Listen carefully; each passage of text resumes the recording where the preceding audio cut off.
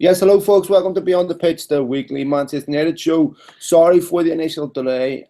We had some connection problems with Mark Ogden. We ended up doing a Mark Ogden interview, which will be broadcast here in connection with the Manchester United show. First of all, Martin, how's things, mate?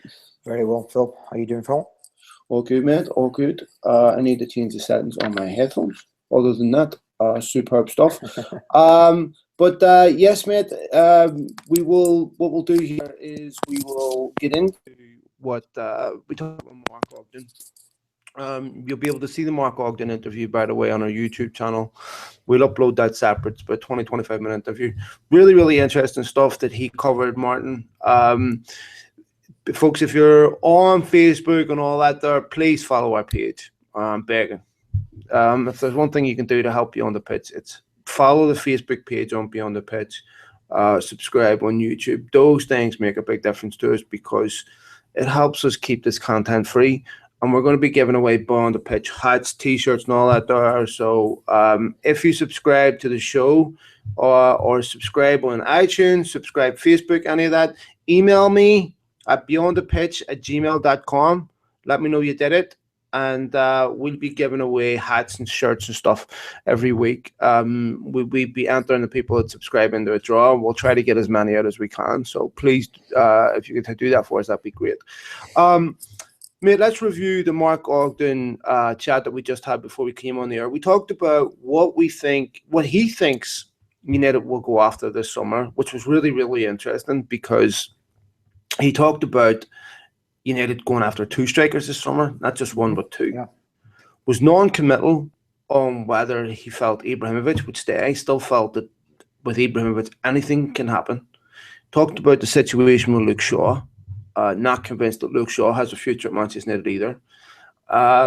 We talked about Rashford, Martial, and really, really interesting stuff, mate. Start with the two-striker situation. Griezmann. He feels with Griezmann, not to pay any heed to what he was saying about worried about weather and all that.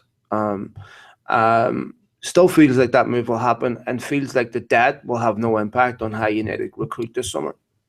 Yeah, I think it's pretty clear at this point that is our number one target, and rightly so.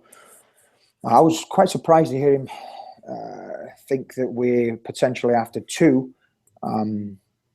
I wonder what that means for the likes of Rooney, what it means for the likes of Ibra. Touched on the fact that, Europa League final is in Stockholm.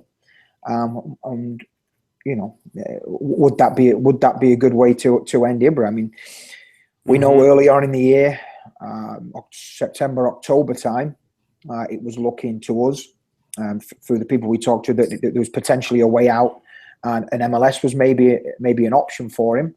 But as the season's gone on, the goals keep going in, the performances have slightly improved, the results have improved, and now we're kind of getting a different vibe. So it really does seem like that one's up in the air, and I don't see any kind of decision coming anytime soon. With Griezmann, I think, as we spoke about the other day, mate, it's a little bit of smoke and mirrors now, and a little bit of a flashback to the Pogba situation where it's will he, won't he? And it seems like it's more deflection. It's more of a matter of time now. Will he, won't he come? Well, what's interesting, Martin, with Mark Ogden, by the way, Mark Ogden is a very, very well-connected individual in the north of England. Of course, works for ESPN now, but worked for the Independent Telegraph. Talking about two strikers at United, I did expect they'd go after one this summer. I didn't think they'd go after two. He's saying Griezmann as well as an old-fashioned Mourinho number 9. Now that, to me, of course, leads to the obvious conclusion that Wayne Rooney is finished at Manchester United. So Mark agreed with himself. The only X factor with Rooney is who picks up his wages. Wayne Rooney's going to have a big decision to make this summer, and I don't think he stays in Europe. I think he has to leave Europe, and I think United would let him go relatively cheap just to get him off the wage bill. But what if, Martin, just like Mark Ogden was saying, whilst Ibrahimovic has fulfilled all the criteria to stay at Manchester United in terms of his contract, I'm not 100% certain that's the outcome that he wants. Yeah, and whether it's games played or goals scored, it seems like he made note very recently, a couple of days ago, that he's fulfilled what it is needed to extend that contract. I can't help feel it. It's going to be where we are. I mean, if we miss out on Champions League, do you think Ibra's going to come back? I don't see it. But here's the thing: I don't think he's as big a loss as people make out to be. Good striker, Martin, but I think if United have a top-class striker, which they haven't had in a while, really since Van Persie was scoring goals, if United get a top-class striker, any top-class striker is going to score 20 goals in that Manchester United team. Once again, and it's got to be hat-trick, right? The penalty, deflection. Goals are goals, mate. Goals are goals. Goals are goals. Right? And but my God, does Ibrahimovic miss a lot of chances? A lot of chances. Once again, he scooped one over the bar when it was harder to miss. It's not costly in games that United win comfortably, but it is costly when the 0-0s against Burnley, the game at Anfield where he missed the sitter, that he should have scored. It is costly in those games, Martin. It's costly in the Hull game, right, where he should have scored a couple of times straight through one-on-one. I personally, my own view is I would keep him for another year, but United cannot look at Ibrahimovic next season the way they look at him this season as a guaranteed starter. Well, and that's going to bring a problem because Zlatan's not going to sit on the sideline like Rooney's done. He's not going to sit on the sidelines and be a bit part player and be a cup player, be a game every 3 or 4 games. He's not going to sit well with him, and he's going to be well aware of that if that's the deal going in. If we bring Griezmann in, where's Griezmann going to play? What does that mean for Martial? What does that mean for Rashford? The trouble we have right now, we don't, and as we touched, as Mark touched on also, is we don't have anybody capable right now physically of leading the line. Martial, for me, left-sided player. You've seen that in the recent performances. When he gets going in full flight, running at plays, he's frightening. Marcus Rashford, similarly. But I see Rashford more of a 9 than Martial will be. But still, Rashford's young, still needs to put on some body weight, grow into his body a little bit. But he could eventually lead the line if he's still at the club. But if we're looking to bring in Griezmann, it certainly means the end for Rooney. And then, we're not going to pay whatever it's going to take. I mean, how much are you going to take? 80, 90 million to get Griezmann? Yeah. You're not going to pay that kind of money to sit somebody on the sideline. Let me talk about the Rashford thing a minute, because there's one or two situations happening here, Martin. The story initially came out. I don't know anything about Rashford wanting a new contract, first of all. I never claimed to know anything about that. But either it's true that Marcus Rashford was unhappy about his playing time, which no player being left out is happy. Nor should you be. Right. That is exactly what you want from a young player. Absolutely. I want to be in the team, okay, to have that hunger. Now, there's an individual well-placed at Manchester United, and that's all I'm going to say, that initially put the story out there. Someone who's not known for speculating. Would concern me that information is being Manchester United really, on a board level, don't leak. Okay, 1 or 2 individuals used to do it, but don't do it anymore. But most of the people beneath the very, very top don't leak. And if United catch you at it, you're sacked instantly. But an individual leaked the Rashford information first of all. When someone like the Times runs a story, a broadsheet, they never single source it. Some arsehole ringing through here. They never single source it. So it's always double sourced. So for me, the Times are not a tabloid. They double sourced it. The information that was given to me about Rashford not being happy that he was playing and Mourinho unhappy about some of the stuff that was being said behind his back was also double sourced by 2 people who don't know each other. Not identical, but close. So, either there's deliberate misinformation going on, disinformation going on, which is concerning enough in itself, or there's some truth to it. Denials from a player don't mean anything. Marcus Rashford's Rashford's family rang the men to have the denials put in place. United are not concerned about whether he's going to leave or not. And the lad, as Mark Ogden said, signed a contract. The start of the season, end of last season, when his stock was probably higher then than what it is now, right? So why would United give him another pay raise? Makes no sense to me. But I think Matt Hughes, who wrote it in the Times, deserves being defended because he's an exceptional journalist. And if you work for the Times, the standard for getting stuff printed is high.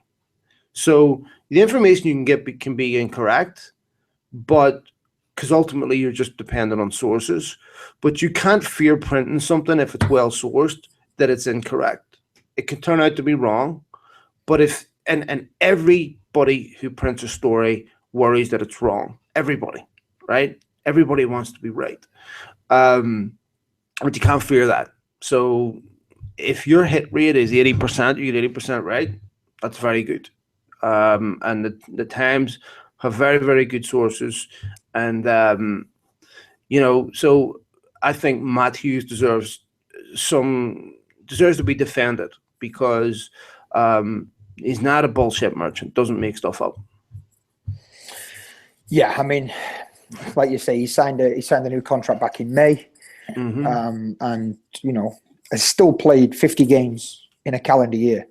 50 games. Yeah. It's a lot of games. Be it, they do count the odd minutes at the end of the game. That's counting, of course. But to take part, and be included in 50 games and play more minutes this season than Mkhitaryan, Martial, or Rooney, he's getting plenty of time. And like you said, we don't expect him to be happy. I mean, if he was happy sitting on the bench, I'd be more concerned than I was right now. One of the slight concerns I would have is some of the people that surround Marcus Rashford. I'm getting some information. I don't know if it's correct or not, but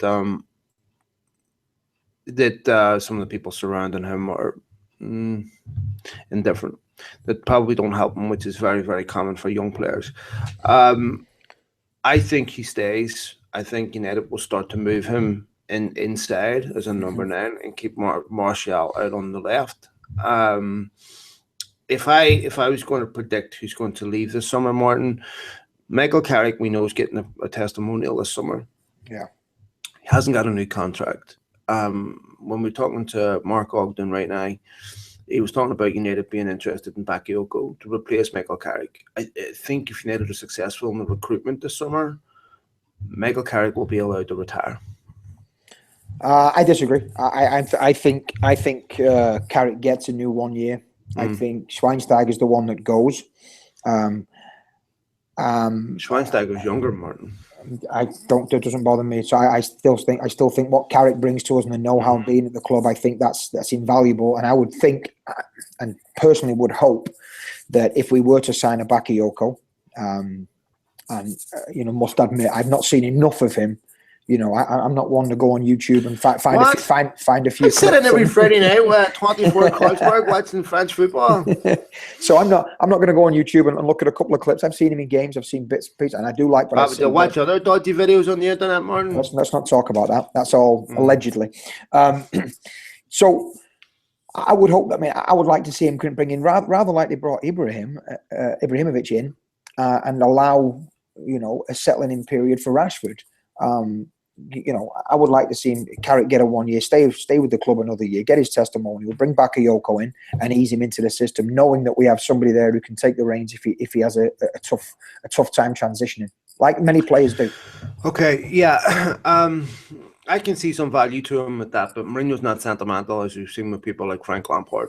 Once you're done, you're done. But I don't think that's sentiment. I think that's smart. I think that's tactical, not sentiment. No. It is smart.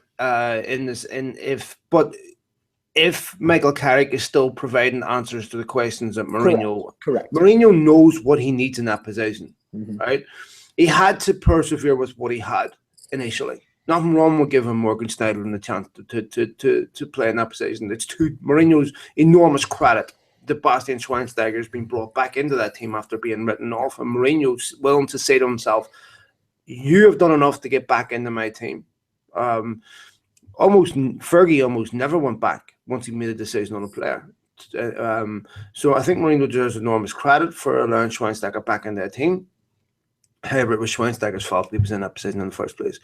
If Mourinho is still relying on Michael Carrick to do what Michael Carrick does, then he's bought poorly this summer.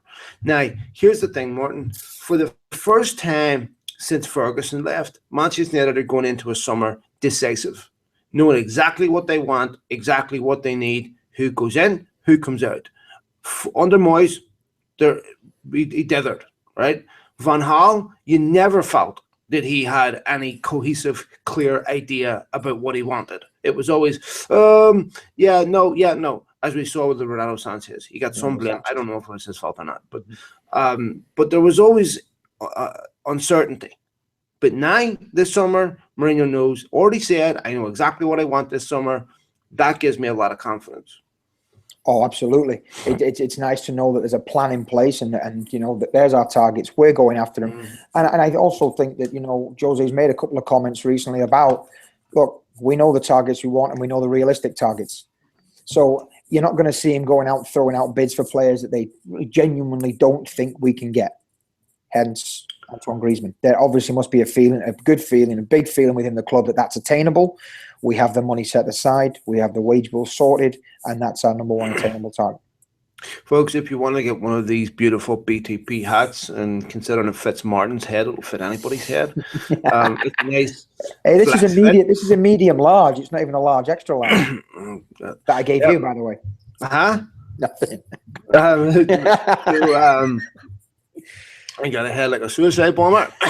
If you want one of our hats, T-shirts, any of that stuff, do me a favor, drop me an email at beyondthepitch@gmail.com. Let me know that you subscribe to our YouTube, subscribed to our YouTube channel, and like their Facebook page, and we'll try to get a T-shirt out to you, or a hat or whatever. We've got beanie hats and all that there. So thanks for supporting the show. The other sentence he talked about, Martin, of course, was the left back with Luke Shaw. Was very doubtful whether Luke Shaw was going to stay at the football club this summer. As we know, Luke Shaw has mental issues. Mental issues in the sense that he doesn't seem to be able to retain focus to be consistent. I don't know if he can deal with the pressure of playing for Manchester United. We know he has the talent. Talent gets you to Manchester United. Mm-hmm. But what Mourinho is doing, he's going through the dressing room to every single player at United and asking, are you good enough for Manchester United? Gary Neville said this, and he's absolutely right. And he's consistently applying that standard to everybody. He applied it to Wayne Rooney, applied it to Mkhitaryan, he applied it to Martial, applied it to Schweinsteiger, applied it to Michael Carrick, he applied it to everybody. If you have to show me that you're good enough. When you look at one of the big problems over the last 3 years, attitude's been an issue for Manchester United. There's no doubt those players down tools and got Van Gaal a sack. Right? Last 6 months, they weren't even listening to him. They were doing whatever they wanted. Tactically, they weren't following him. As was proven by the leak by a very senior first-team player who had lunch with the media in the last month of Van Gaal's reign, right before the cup final, actually, and leaked everything about what was going on inside Manchester United, where players were refusing to listen to Van Gaal, and Simon Moyes, right? So Mourinho is addressing the cancer inside Manchester United's dressing room by challenging every player and asking, are you good enough for Manchester United? That's exactly what he should be doing. Some people have got the answer. Some people don't. Luke Shaw, in the next 2 games, where United will rest players away at St Etienne in anticipation for the cup final, and against Blackburn in the FA Cup, you will know over the next 2 games who has a future at Manchester United and who doesn't. If you're a French player and you're not playing the next 2 games, you're done. Yeah, and it does seem like we've been saying that for a little while. We've had parts of the season here where we knew players were going to be rested, and we thought, all right, we're going to see such and such a person. Maybe we'll see. And we said it with Schneiderlin. when he wasn't getting in those squads and he wasn't getting on the pitch there. Obviously, he's out the door. But it really is. I mean, we're coming down to the crunch time of the season now with a cup final on the horizon there. The game insanity and that you would believe should be out of reach for them. So you would expect a whole host of changes. Not many players who play in that cup final or plan to play in that cup final are going to take part in that game. And then with the FA Cup, and it's going to be interesting now to see where Jose puts his priority, because he's already talked about the concern with the potential fixture pile up now. If we're going deep in the FA Cup, with Europa League and with top 4 finish, not only probable, but I mean it's right there. That league's really tightened up top. So it's going to be do or die for some of these players now. Well, they can find themselves out the door. United are 2 points off second. If United finish second this season, that is an amazing achievement, right? But here's what I don't understand about a lot of United fans. The love of a player over the club. I don't get this. I don't get fans moaning constantly about this individual not playing or that individual not playing. How Mourinho's an idiot because this guy's not playing. And we've seen this with Martial. We've seen this with Luke Shaw. Jesse Lingard's playing. Martial should be playing. If Martial's not playing over Jesse Lingard, you can bet your life Jose Mourinho has an exceptional reason. And you can bet your life that Jose Mourinho knows what he's doing when it comes to motivating players. Listen, it is true that I criticised Van Gaal.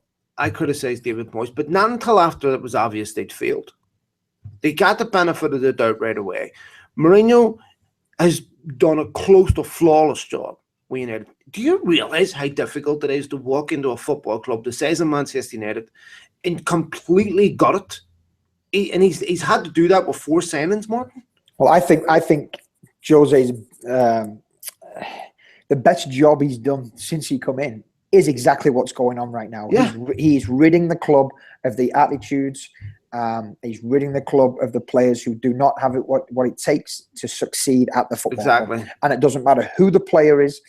I don't care. I see sites out there, where's Luke Shaw? Luke Shaw's not in. If Luke Shaw is not in the team, it's because Luke Shaw doesn't deserve to be in the team or the match day squad. It is nothing else, and that is where the buck stops.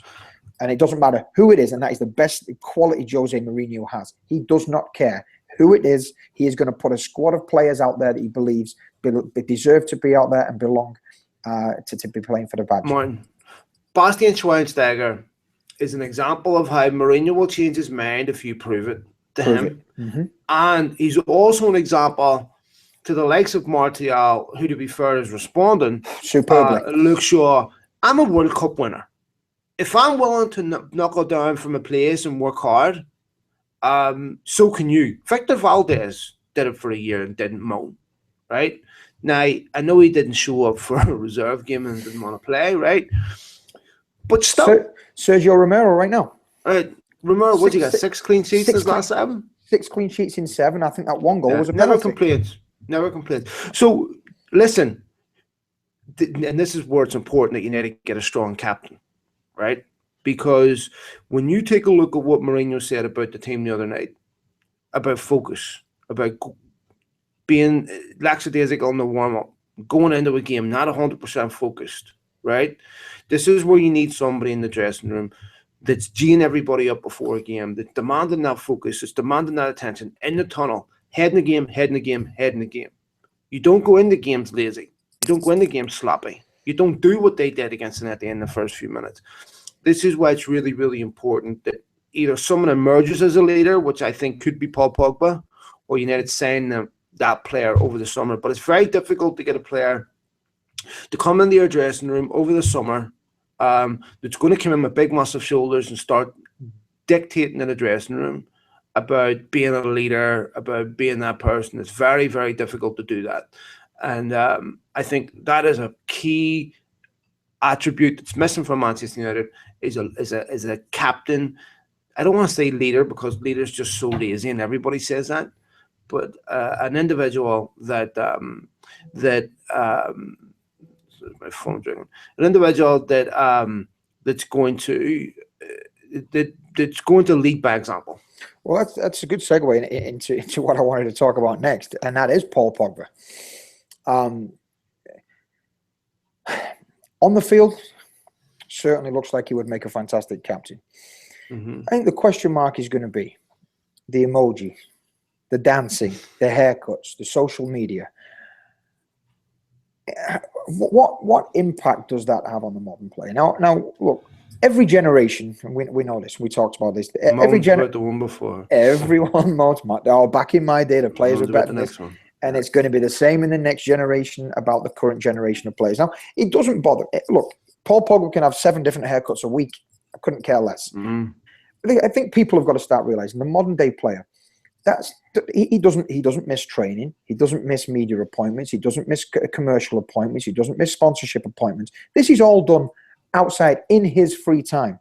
A player's still got to be a human being. He's still a kid. People moan about the Lingard and Pogba with the dancing in the dressing room and the silly handshakes and all that stuff. These are still kids, Well, and I actually quite enjoy the fact that they still look like they're enjoying the game.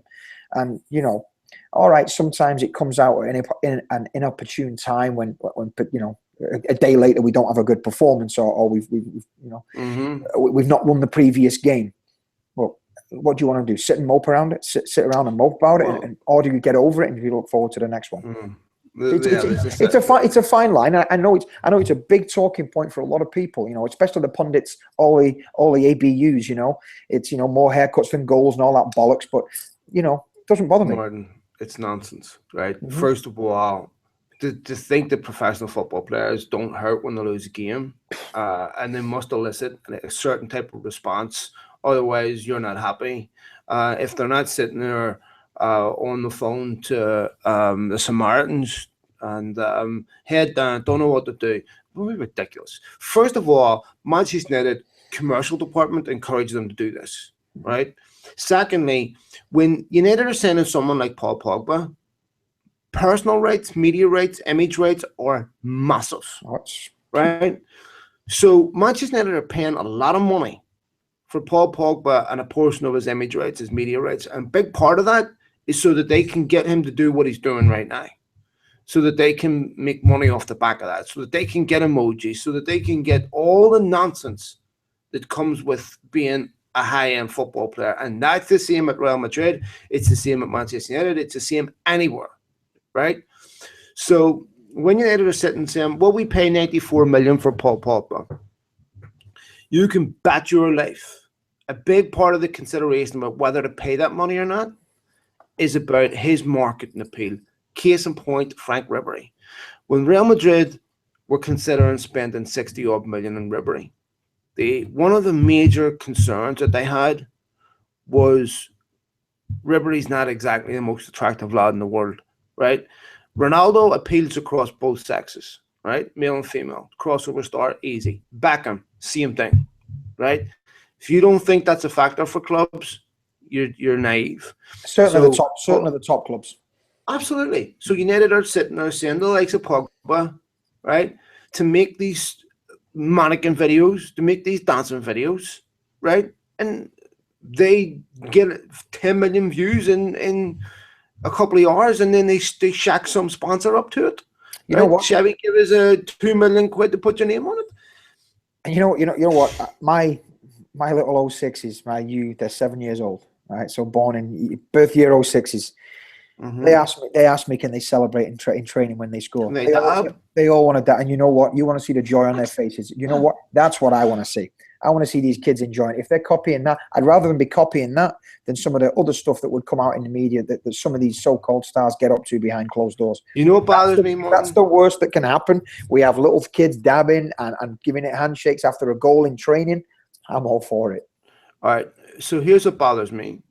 Not that Paul Pogba dances or anything like that.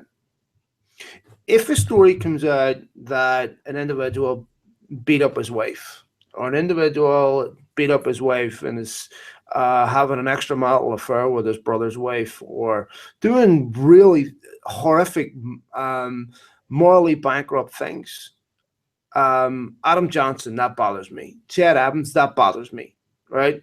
What Giggsy did, that bothers me. That bothers me about modern footballers. Mm-hmm. Not what Pogba did. No, I couldn't care less.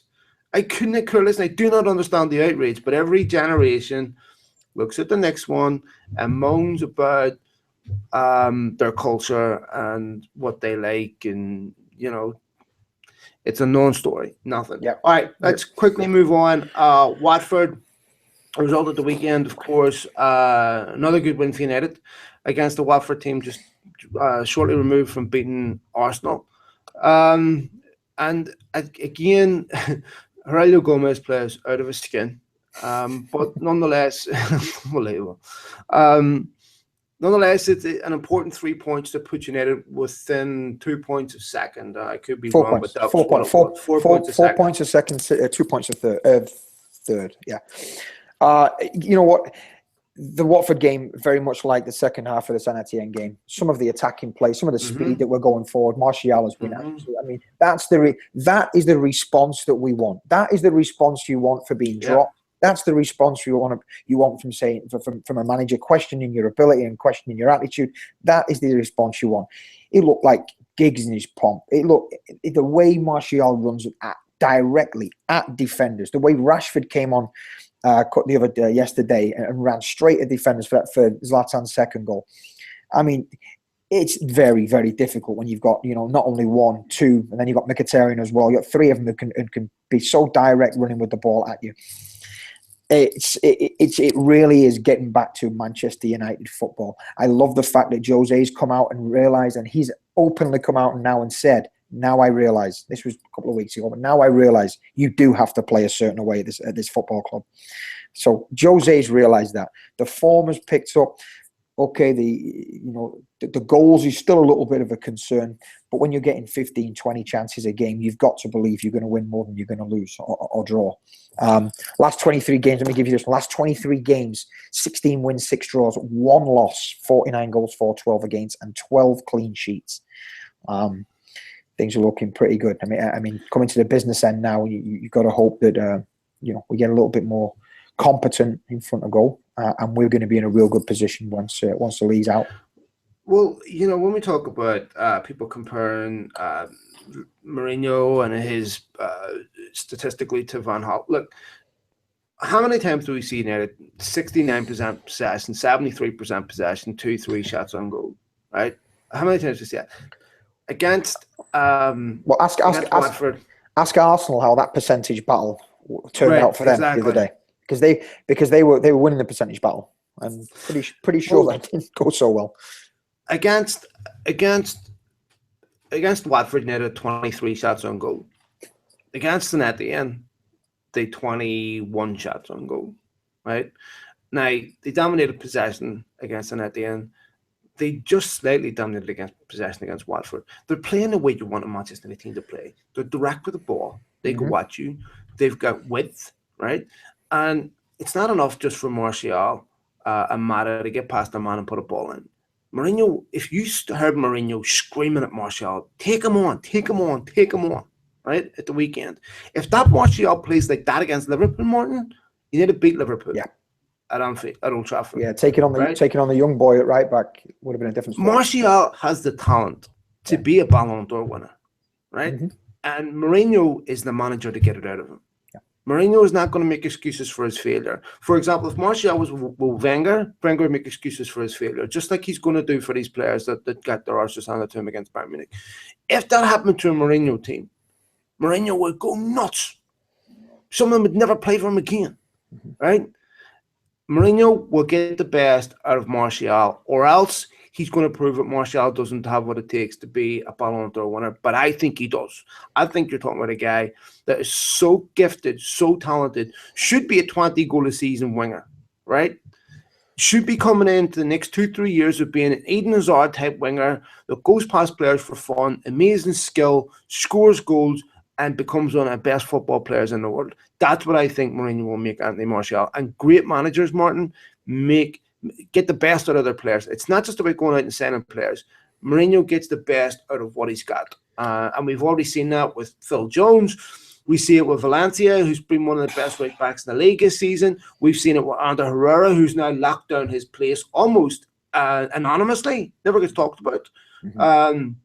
We see Pogba improving. That ball Pogba throws over the top is just beautiful, right? So look, no problems. United invested potentially 50 million pounds on Anthony Martial. Do you not think they knew what they were getting? Do you think they gambled 50 million pounds on a player that he might work out? No, they're fully aware of the potential. But it's 50 million with add-ons, more. It's 30 million with a bunch of add-ons. But I mean that wouldn't be in place if you didn't know if that's what it was going to take to get him. Then so be it. So they've gambled. Well, but I don't think they see it as a gamble. They knew the potential, and they're willing to put their money where their mouth is, believing that he's going to become the real deal, and he's certainly showing it. And this lad has got all the talent in the world. And watching him in full flow, he really is. It's kind of a flashback, as I said earlier. It's a flashback to days gone by of flying wingers at United. And I, for one, hope he stays out there. I don't want to see him in the 9. I'd much rather see him on the left wing flying in. Agreed. Blackburn this Sunday away, 4:00 kickoff. Trying to look so doubtful for United. Mkhitaryan's a doubt. Carrick's a doubt. Rooney's a doubt. Phil Jones is a doubt. Blackburn hampered by injuries. Manchester United. Mourinho expected to make changes. They said beaten at the end. Herrera and Bailly are both suspended, Martin, for St Etienne on Thursday. I would expect them to play both against Blackburn since they'll miss out. Romero, I would expect, will keep his place between the sticks. It would be one of the first times he's played 2 in a row since the David De Gea situation where he was going to go to Real Madrid, if you remember. Luke Shaw is the one where everyone's going to look at, and we're going to get so much of an indication of where Mourinho's head's at with Shaw. So I when I'm looking at the predictions here, United have got the FA Cup, the Europa League. They're in a brilliant position in the Europa League where they can go rest players away to France. I think that tie is won. I don't see United going and throwing it away. You would hope so. In preparation for the League Cup final next week.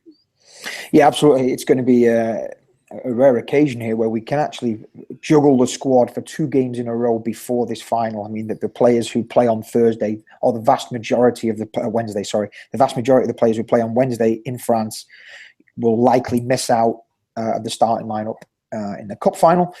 Blackburn, I think De Gea comes back for Blackburn, and then Romero, he keeps faith with Romero for the St Etienne tie away. This weekend, I mean, it's going to be interesting to see what Blackburn do, because they are riddled with injuries, and they're in a bit of a scrap to stay in the Championship as well. So they've won 3 out of 15 at home. So they're going to be, they're in a scrap now. So are they going to rest players? Because number one priority for them has to be to stay in that division. They cannot drop down another league.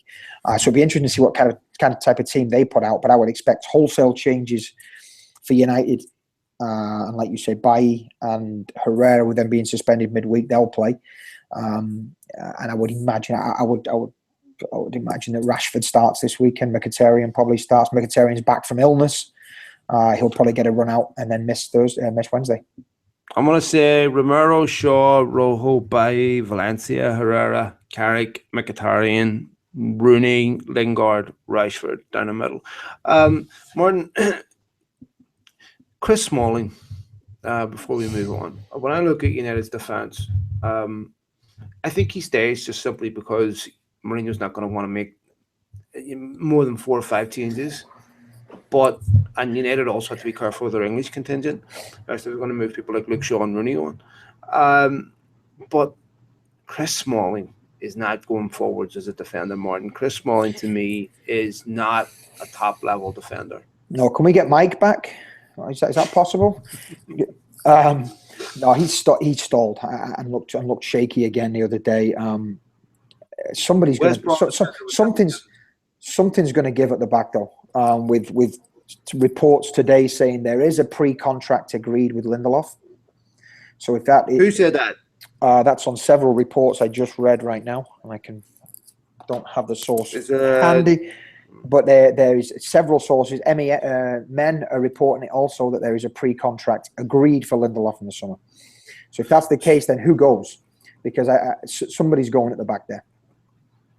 I'll have to see who's reporting that. I can see it here in the Sun by Jeff Sweet saying Victor Lindelof, Portis. Don't know. I wouldn't shock me to see him come anyway. He's a centre back, right back. United need another right back Valencia's not now an outright back. He plays in there. Mourinho clearly doesn't fancy Darmian, so it wouldn't shock me to see him come. Yes, I could see that deal happen. By the way, folks, myself and Martin did a show last night. It's also on the Beyond the Pitch YouTube page, where we discuss for 20-30 minutes. We look around the press around the world on all the major transfer news that's happening, who's being linked with who's going where. Some interesting stuff in there about some big transfers, and of course one of the big things that wasn't transfer related was Real Madrid could be going to Under Armour and dropping Adidas in 2020. If you get a chance, check that show out. But Lindelof, Martin, he would, I don't know, like Bakayoko, I don't watch Portuguese football. So I really don't know much about the kid, but Mourinho very, very rarely gets defenders wrong. Yep. Yeah, I'm in the same boat. I saw him a little bit the other day in the Champions League, a game which Semedo played as well. I saw little bits, but I'm not going to rush to judgment and claim to be an expert on Lindelof. I don't watch enough of him. But like I said, I'm for the first time in 3-4 years here, I'm more than confident that if Jose is going in for a player, then I'll trust the boss. I trust him with signings more than any other manager, and he doesn't just sign. He doesn't just go after Mendes clients, which I like. So, all right, folks, I think that'll do it for us this week. Anything I'm missing before we go, Martin? No, give me a prediction. Give me a prediction for Sunday. FA Cup. 2-0. Yeah, be comfortable. But what will be interesting, Martin, we'll see players who are waiting to get into that first team grab that opportunity with both hands and try to make an impression, because there's so much to play for. With the League Cup final a week later, I think what you're going to get, the French players that get into that team will be so desperate to impress. To get on the bench, to get in the match day squad at least. Because you've got to at the end, 3 or 4 days later, that if you impress against Blackburn, you have a chance. I wonder if young Tonazibi will get a sniff this weekend. Very, very possible. Young players also. Yeah, Fosu-Mensah and Tonazibi, 2 young players that really should break through at United and get more game time over the next 12 months. Folks, don't forget, please subscribe on the YouTube channel. Subscribe on iTunes, because we do a lot of podcasts as well. And follow Beyond the Pitch on Twitter, myself, Malakans, Martin at MWork7. I'll be back with my Danny Higginbotham show on Sunday. So hopefully you can catch that. Thanks for watching, everybody. Martino, I'll catch you later, mate. Appreciate it, guys. Thanks for all the support. Cheers, folks. Keep tuning in. Bye now. See ya.